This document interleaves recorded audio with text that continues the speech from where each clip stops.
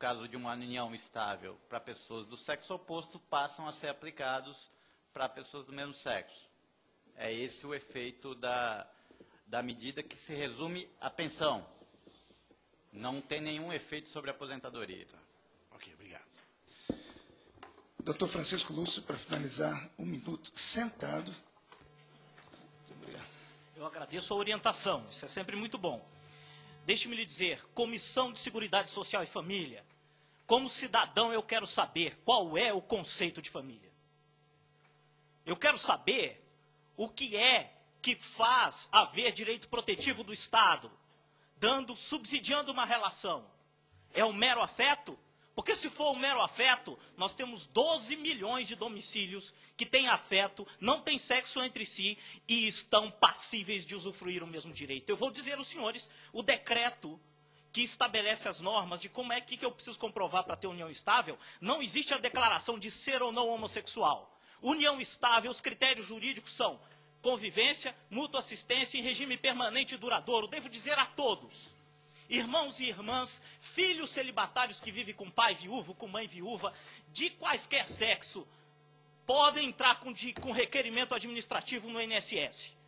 Porque não haverá argumento jurídico para afastar esse direito. Porque se fizer parte da dignidade da pessoa humana, ele é inegável. E aí eu vou lhe dizer mais. Essa comissão precisa dizer se está interno ou não na dignidade da pessoa humana o usufruto desses direitos.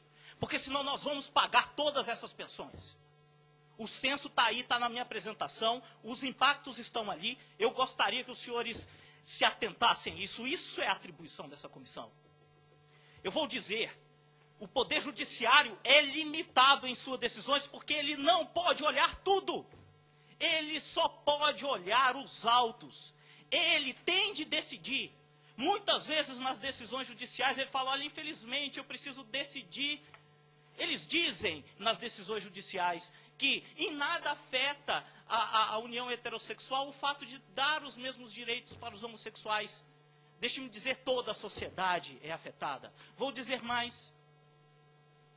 Se vocês considerarem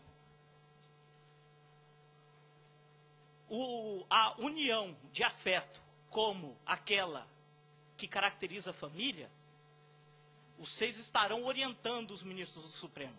Porque eles é que dizem, olha, a matéria é aberta à conformação legislativa. Há uma divergência lateral expressionante. Olha, não há possibilidade de ortodoxo enquadramento da união homoafetiva nas espécies de família constitucionalmente estabelecidas. Isso está escrito no voto do STF. Se nós não levarmos em consideração isso, nós não estamos nem analisando o que foi decidido no STF. Os argumentos do STJ com relação ao casamento, eles são superficiais. Eles dizem, não, como na Constituição está dizendo que união estável é para converter em casamento, por que não? Peraí, não é só isso não. Chega um ministro a dizer que não há argumento jurídico que impeça a concessão do direito.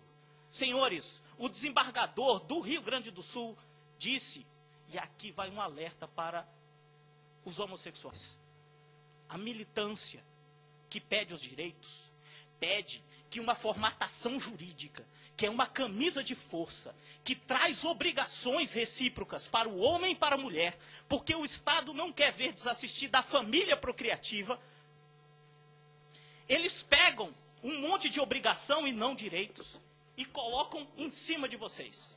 O desembargador do Rio Grande do Sul, está na minha apresentação, ele diz o seguinte, olha, existe no direito uma enormidade de instrumentos jurídicos com os quais vocês podem formatar o seu tipo de relação.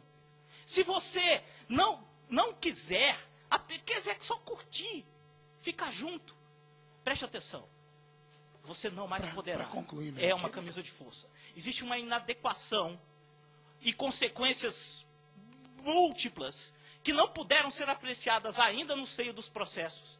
E que, se esta casa aquecer com essa situação, nós teremos alguns problemas. É necessário analisar todos os aspectos.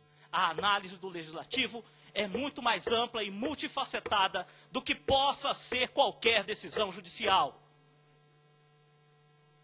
Essas são as minhas palavras finais. Eu agradeço muitíssimo a atenção dos senhores e que essa discussão se aprofunde.